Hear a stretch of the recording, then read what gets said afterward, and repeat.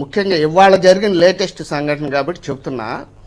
మంత్రి కొల్లు రవీంద్ర గారిని మీకు పరిచయం ఉండి ఉంటుంది. వెంకటకృష్ణ ఎంత నిదానస్తుడు, ఎంత నిదాన ప్రోమో చూడండి ఒకసారి. ఇప్పుడు కనపడుతుంది ఒకటి, అంటే మీరు ఎంతసేపు చింతమనేని అనుకున్నారు, అది చూడండి అక్కడ ఏముంది. సరే సార్, నేను మా పార్టీ కన్సర్న్ చెప్తున్నా, నాకు తెలిసిన మా జిల్లా లెట్ మీ కంప్లీట్. మా జిల్లా ఎందుకంటే వన్ సైడ్ వెళ్ళిపోతాను డిబేట్ ఏదో. ప్లీజ్ కైండ్లీ వినాలి, ప్లీజ్ ప్లీజ్ చెప్పండి సార్ చెప్పండి. ఈ రవీంద్ర ఎంత నిదానంగా ఉంటాడు, ఎంత మంచివాడు, ఎంత సాఫ్ట్ నేచర్, బై నేచర్ అతనికి బై బర్త్ వచ్చింది. అటువంటి వ్యక్తిని బూతులు తిడుతూ తిట్లు తిడుతూ అడ్డగోలుగా మాట్లాడుతుంటే తట్టుకోలేని పరిస్థితిలో వాళ్ళ మనుషులు వచ్చి మీద పడితేనే ఆయన మంత్రి గారు ఇదయ్యాడు. అక్కడ టెంప్ట్ చేశారు మంత్రిని. బూతులు తిడతంటే ఎవరు సహించలేరు కదండి. ఒక స్థాయి ప్రజాప్రతినిధి ఉంటే మామూలు వ్యక్తి. ఇది ఇవాళ కాదు, చాలా రోజుల నుంచి ఇండైరెక్ట్గా జరుగుతుంది. ఆ విషయం మాకు కూడా తెలిసి వాళ్ళు డైరెక్ట్గా ఇవాళ వెళితే డైరెక్ట్గా మొహం మీద తిడతంటే ఎటువంటి మనిషి అయినా అది సహించలేరండి. అది మన కారణం ఏంటి, ఆ వ్యక్తి ఎటువంటిడనే చూడాలి. 2, చింతమనేని ప్రభాకర్ అక్కడ తహసీల్దార్ని కొట్టలేదు అనేది స్పష్టంగా అక్కడికి వెళ్ళి ఫీల్డ్కి వెళ్ళి అడగండి, ప్రజలు చెప్తారు.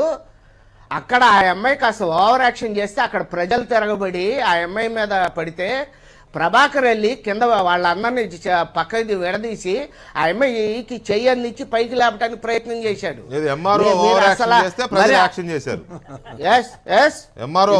వెళ్దామా వెంకటకృష్ణ గారు, మీరు లైవ్ తీసుకుని రండి, వెళదామా? అక్కడ ప్రజలు చెప్తారు.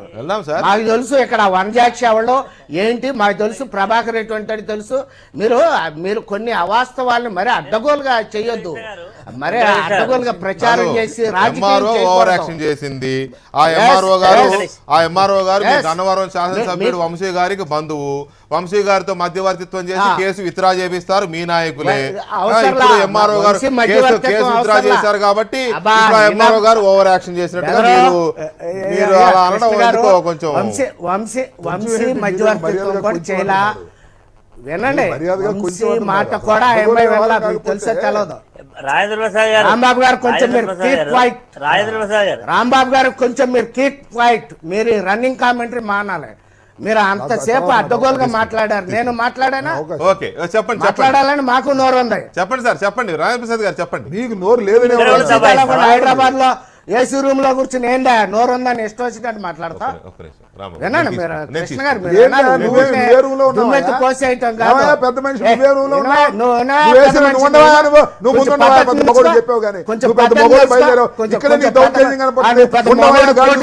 ఏం మాట్లాడుతావు నువ్వు? మాట్లాడేది కల్చర్ లేదు, మాట్లాడుతుంటే అడ్డం పడతా, మాట్లాడుతుంటే అడ్డం పడతా, మాట్లాడడం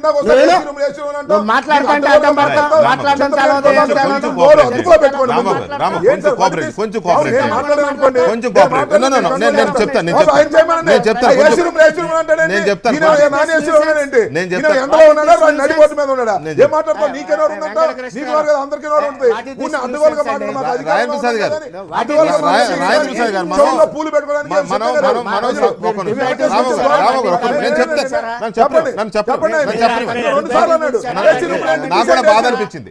ఎందుకంటే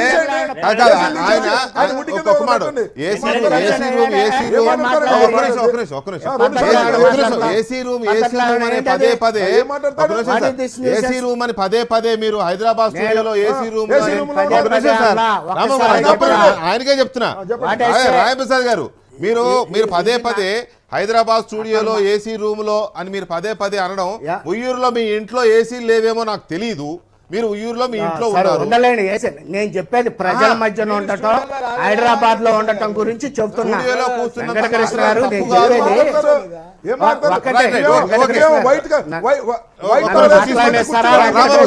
దయచేసి కొంచెం కోఆపరేట్ చేయండి. నడుపుతారా ఊరిని పోట్లాటలు నడుపుతారా? ప్రసాద్ గారు చర్చ నడుపుతారా?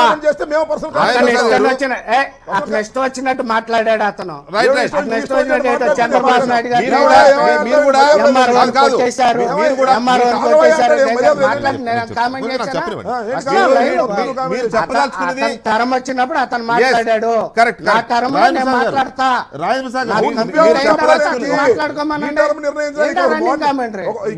మీరు చెప్పదలుచుకున్నది మీరు చెప్పండి. రాజేంద్ర ప్రసాద్ గారు ఆయన చెప్తాడు, ఒక్క నిమిషం. ఆగవయ్యా, ఉండవయ్యా, వెంకట నీ కృష్ణ నోటికి వచ్చినట్టు మాట్లాడితే పట్టణానికి సిద్ధంగా లేరు, నీ దగ్గర పని నీ చేయట్లేదు. నోటికి వచ్చినట్టు ఏం నువ్వు మాట్లాడతావు నువ్వు? మాట్లాడతావా? ఏ, నేను నేను ఏమయ్యా అన్నానా? ఎవరు ఎవరు ఏం అన్నానా? మాట్లాడతారు? ఎవరు ఏం మాట్లాడొద్దు.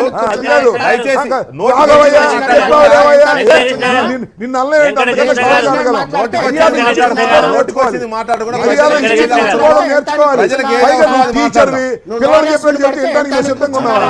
నో, నో, నువ్వు అడ్డగోలుగా ఉండవయ్యా, ఆగవయ్యా, గఫూర్ గారు, ఏంటిది? గఫూర్ గారు ప్లీజ్ రెస్పాండ్. వెంకటకృష్ణ గారు మీరు డిబేట్ నడపండి. వెంకటకృష్ణ గారు నేను మాట్లాడతాను వెంకటకృష్ణ గారు ఈ పద్ధతి కాదు.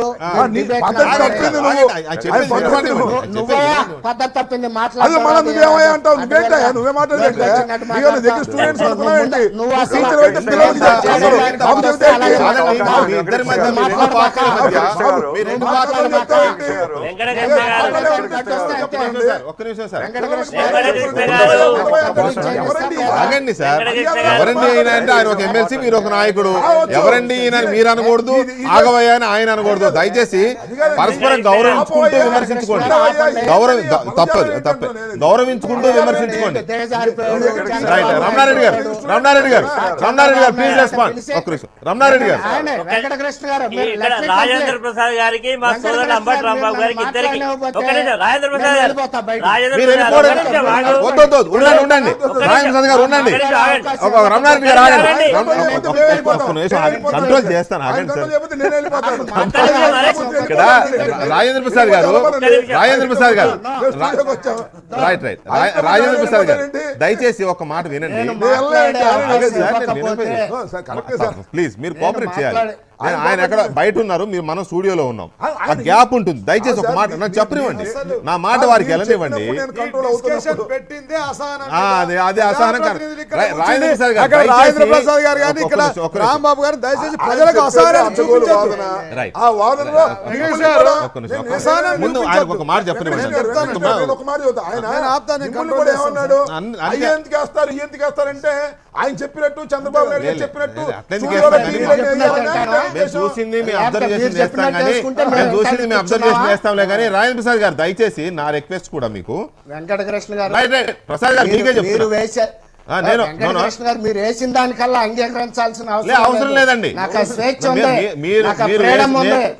దయచేసి మీరు వేసిన ప్రోమోనైనా తప్పు పడతా, ఒక మీరు మాట చెప్పిన దాన్నైనా పడతా. ఒక మాట చెప్పనివ్వండి. నిజంగా కూడా మేము ఏదన్నా తప్పు చేసినా కూడా ప్రశ్నించే రైట్ మీకుంది. మేము వేసిన దాన్ని తిరస్కరించేది ఖండించే రైట్ కూడా మీకుందండి. మీడియా ఏమి సుప్రీం కాదు, మీడియా ఏమి పైనుంచి ఊడిపడలేదు. ఎలాగైతే మేము మిమ్మల్ని ప్రశ్నిస్తామో, మేము తప్పు చేసినప్పుడు మేము పొరపాటు ఇదే మమ్మల్ని ప్రశ్నించవచ్చు, మిమ్మల్ని మీరు ప్రొటెక్ట్ చేసుకోవచ్చు. నేను ఐఆమ్ విత్ యూ. అయితే ఇక్కడ దయచేసి మీరు చెప్పదలుచుకుని సూటిగా చెప్పండి, గౌరవంగా విమర్శించండి. ఎదుటి వాళ్ళని ఎవరినైనా ఎంత తీవ్రంగానైనా విమర్శించండి. కానీ మీకు ఉన్న ఆ పొలిటికల్ గ్లడ్జ్ ఏదైతే ఉందో, ఆ పొలిటికల్ వార్ ఏదైతే ఉందో దాన్ని తెర మీద చూపించడం వల్ల ప్రజల్లో చులకనయ్యేది మీరు, మీ పార్టీలే. దయచేసి నా మాటని ఫ్రెండ్లీగా తీసుకోండి. కొంచెం మీరు చెప్పండి, మీరు చెప్పదలుచుకుని చెప్పండి మీ అభ్యంతరం. కొల్లు రవీంద్ర గారు ఎంత మంచివాడో, చింతమనేని ప్రభాకర్ గారు ఎంత మంచివాడో కూడా చెప్పండి. నేనేం కాదనల్లా, కానీ చెప్పే తరహాలో చెప్పండి. Please continue.